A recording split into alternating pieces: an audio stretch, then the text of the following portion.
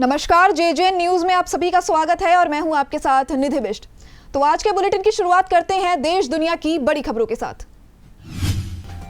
नए कृषि कानूनों के खिलाफ किसानों का प्रदर्शन कोरोना महामारी में भी जारी। प्रदर्शन की आड़ में अब पाकिस्तान भारत के खिलाफ साजिश करने की कर रहा कोशिश। दिल्ली में स्थित पाकिस्तानी हाई कमीशन लगातार किसान प्रदर्शन पर नजर रखे हुए हैं। इससे जुड़ी हर रिपोर्ट को पाकिस्तान भेजा जा रहा है ताकि अंतर्राष्ट्रीय स्तर पर भारत को बदनाम किया जा सके। पश्चिम बंगाल में राज्य के मुख्य सचिव अलापन बंदोपाध्याय के तबादले को लेकर राज्य सरकार और केंद्र सरकार के बीच टकराव जारी। चक्रवाती तूफान यास को लेकर पीएम नरेंद्र मोदी और सीएम ममता बनर्जी के बीच टकराव के बाद बंगाल के मुख्य सचिव अलापन बंदोपाध्याय को केंद्र सरकार ने नई जिम्मेदारी दी। सूत्रों का कहना है कि बंगाल सरकार उन्हें नहीं कर रही है रिलीव। महाराष्ट्र में लॉकडाउन एक बार फिर 15 दिनों के लिए बढ़ा दिया गया। राज्य के स्वास्थ्य मंत्री राजेश टोपे ने जारी किया आदेश। गुरुवार को कैबिनेट की बैठक में कोरोना की स्थिति के संबंध में सीएम उद्धव ठाकरे ने मंत्रियों के साथ की चर्चा। इसी बैठक में लॉकडाउन जारी रखने का किया गया फैसला। राज्यों में वैक्सीन की किल्लत को देखते हुए 18 से 44 साल की उम्र के लोगों के टीका लगाने वाले सेंटर को फिलहाल बंद कर दिया गया। खबर है कि केंद्र सरकार अब हर रोज 1 करोड़ लोगों को वैक्सीन लगाने की योजना बना रही है। इस योजना को अमल में लाने के लिए सरकार हर महीने 30 से 32 करोड़ वैक्सीन के प्रोडक्शन पर ध्यान दे रही। दिल्ली बीजेपी अध्यक्ष आदेश गुप्ता ने एक बार फिर कोरोना काल में बदहाल स्वास्थ्य व्यवस्था को लेकर मुख्यमंत्री अरविंद केजरीवाल पर जोरदार हमला बोला है। उन्होंने कहा कि अरविंद केजरीवाल ने दिल्ली के अंदर पिछले साल की तरह इस साल भी कोरोना से मरने वाले लोगों की संख्या को छुपाया है।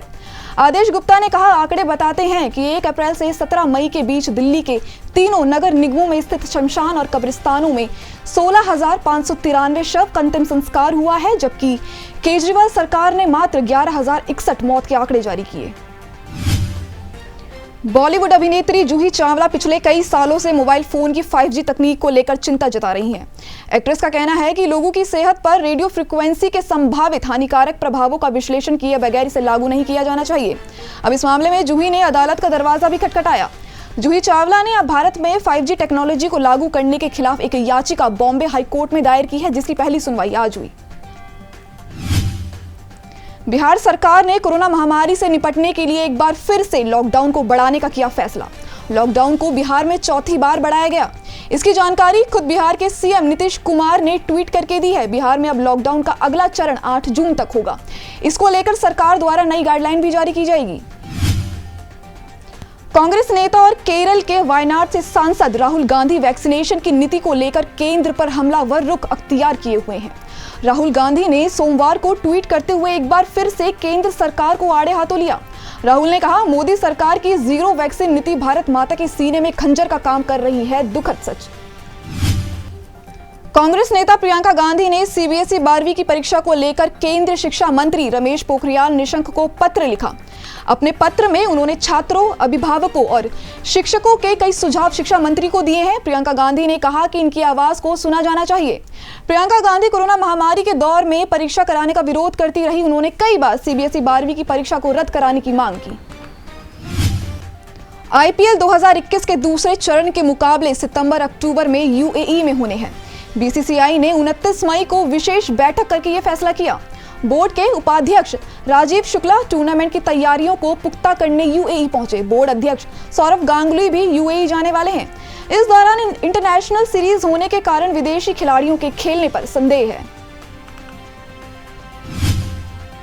कमाल आर खान और सलमान खान के बीच बड़ा विवाद। केआरके ने दी सलमान खान को धमकी। कहा, बॉलीवुड के 20 लोगों का है सपोर्ट, सलमान खान के करियर को कर दूंगा बर्बाद।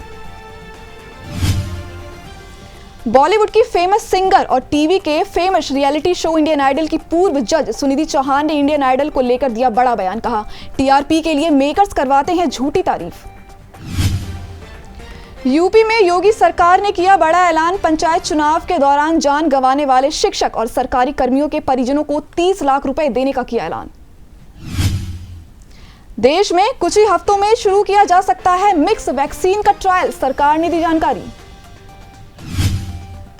ऑडी लेकर आ रही है अपनी पहली इलेक्ट्रिकल कार। सिंगल चार्ज में चलेगी 400 किलोमीटर, महज 30 मिनट में होगी चार्ज। ईपीएफओ के 6 करोड़ खाता धारकों के लिए राहत भरी खबर। दूसरी बार ले सकेंगे कोविड एडवांस। बिहार की साइकिल गर्ल ज्योति के पिता की हार्ट अटैक से मौत, पिछले साल गुरुग्राम से लेकर गई थी दरभंगा। गोरखपुर में हुई इंसानियत शर्मसार, पिता की मौत के बाद बेटों ने नहीं दिया कंधा, जेसीबी से कराया जमीन में दफन। यूएस के कैफे ने चलाया अजीबोगरीब नियम, मास्क पहनने पर ग्राहकों से वसूला जाएगा $5 का जुर्माना।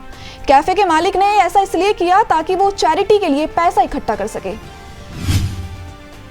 चीन के साथ चल रहे विवाद पर सेना प्रमुख जनरल एमएम नरवाने ने दिया बड़ा बयान, कहा पूर्वी लद्दाख में चीन के साथ लंबे समय तक गतिरोध की स्थिति में एलएसी की रक्षा के लिए भारत हर तरह से है तैयार। साथ ही उन्होंने कहा कि भारतीय सेना आधुनिकीकरण अभियान बेहतर तरीके से चला रहा है। पिछले साल 21,000 करोड़ रुपए के 59 अनुबंधों का समापन किया गया है, जबकि कई अन्य योजनाएं प्रस्ताव पाइपलाइन में है। फिलहाल आज के इस बुलेटिन में बस इतना ही, लेकिन खबरों का दौर ऐसे ही जारी रहेगा। देखते रहिए जेजेएन न्यूज़। शुक्रिया।